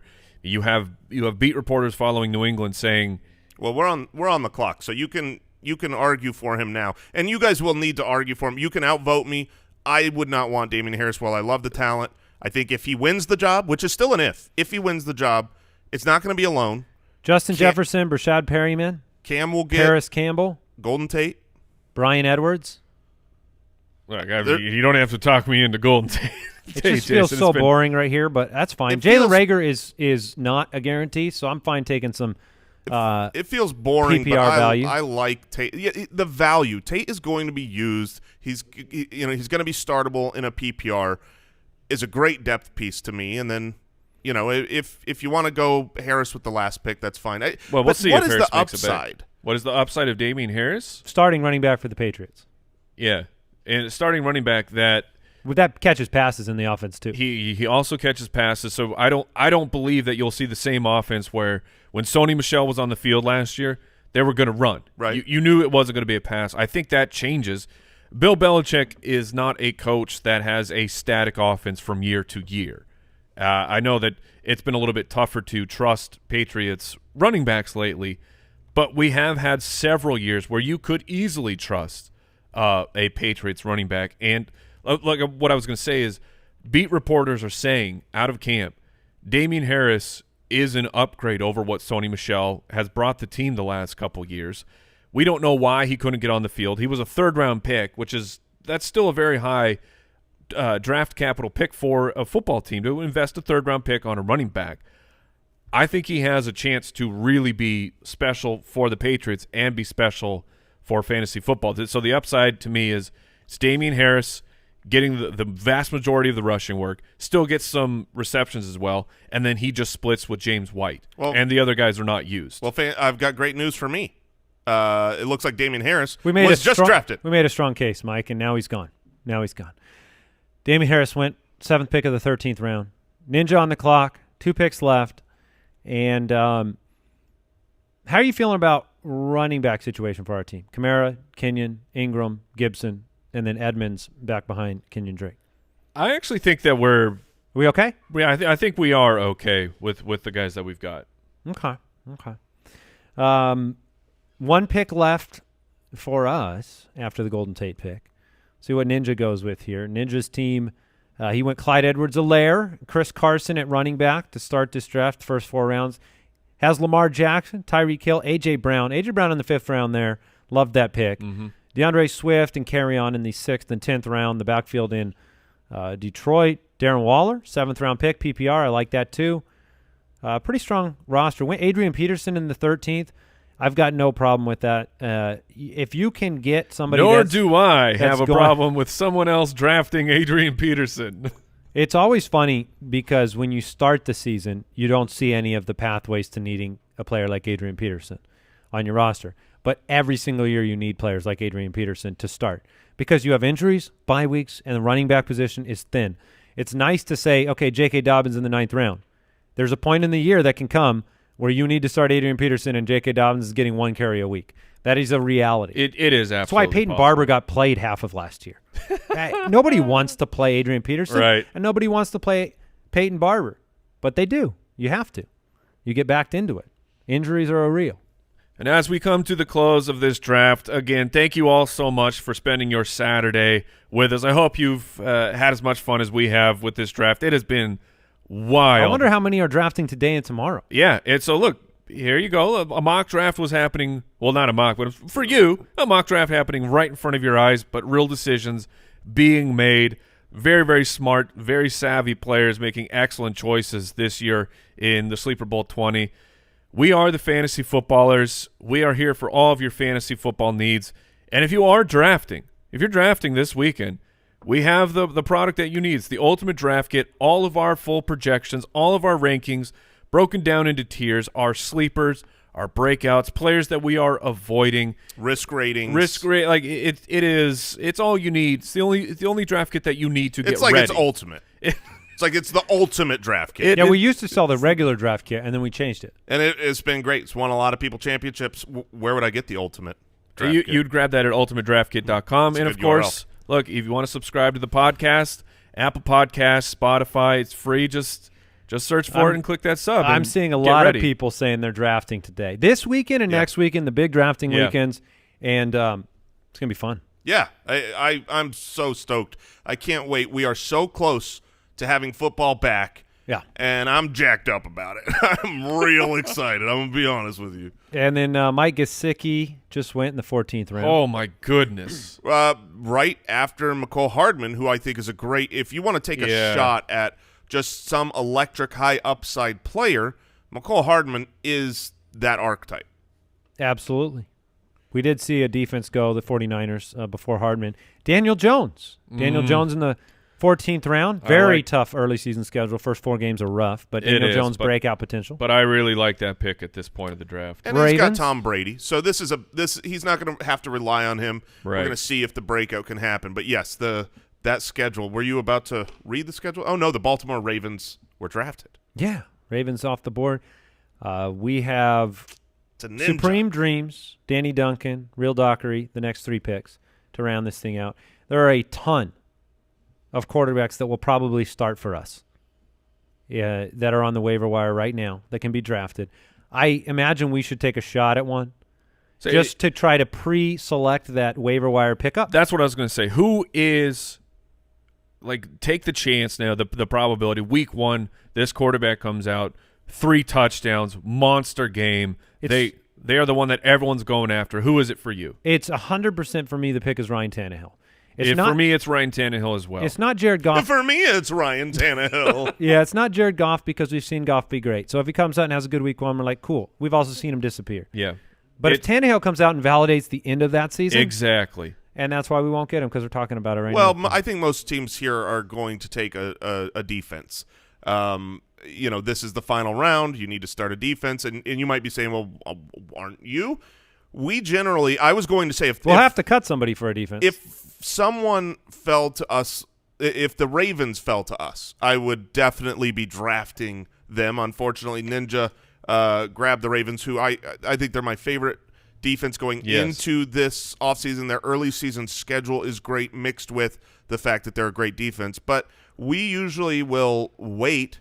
So you just brought up a good point. We're going to have to cut somebody. Yes. So instead of it being someone like Ryan Tannehill, who we're not going to have an answer there, would it be advantageous to draft someone who an injury from now to waiting the beginning through camp? Yeah, I mean the Damian Harris situation would have been great if we could have taken him and seen some clarity there. I think that you can still go Tannehill and we can play the game of Kenyon Drake's 100% healthy. We don't have to roster Chase Edmonds. Now Ryan Tannehill's gone. Thank you, Dockery. He's watching. All right. Well, that makes it easy. Here's the beauty, guys. We did this last year. This guy. They watched every pick last year, and they couldn't stop us. You can't stop us no matter who you are. So I'm not intimidated. But we certainly can't draft Ryan Tannehill because he just went. All right. So what are we doing? If you want to shift to what you're saying, another, is it Jordan Howard in case you had an injury? Probably not. What about Boston Scott if Miles Sanders missed week 1? What about those are the type. Justin Jackson. Boston Scott. If Miles Sanders if Miles Sanders, who is currently week to week, misses week 1, Boston Scott will be a really Alan valuable Lazard. option. See what happens week 1. Justin Jackson makes a lot of sense. I'm much more in on grabbing Justin Jackson than Boston Scott in a PPR. All right. Well, just remember this is the person that we are probably cutting. I would imagine. Wouldn't we cut somebody like? We'd probably hang on to Edmonds. Yes. I would cut Golden Tate. The only reason I drafted Golden Tate was to cut him. You are rude. Well, who do you want? You want Justin Jackson? Of the players that we have mentioned, that's the one that I'm interested in the most. Yeah, I mean, like you said, if we have to cut him because Joshua Kelly establishes right. You do the advantage is if there's you never hope for an injury, but if there's a camp injury, you have a player that could take advantage. If Austin Eckler, something happens, then we like he cut wins a else. vacation. Right, and he's like, I've got to take this vacation right now. It's ill-timed. But it's free, and I can only redeem it right now. Yeah. I was part of the Showcase Showdown. Right. I got a trip, but it's redeemable right now. Justin Jackson, take over. Vacations are pretty cheap right now, though.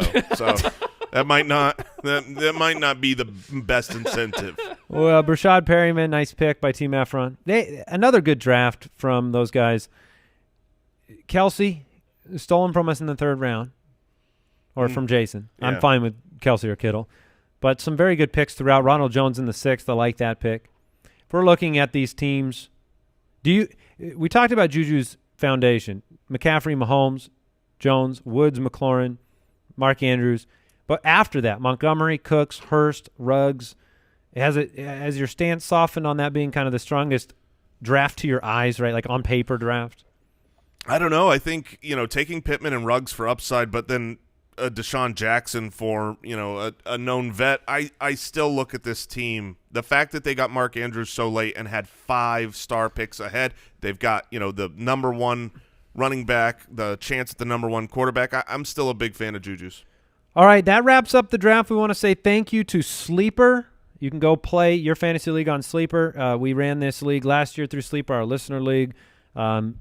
Great platform, and they put on SleeperBot this year, and they're also donating $10,000 to the winners charity from this draft, from this league, and we're very excited that we'll be able to donate that to St. Jude Children's Research Hospital again. Yeah, and so it's up to everybody else to stop that donation from happening. Yeah, let the games begin. All right, that is it. We're the Fantasy Footballers. Appreciate you joining us, and have a wonderful – if you're drafting today, tomorrow, have a great draft and a great season. Take care, everybody.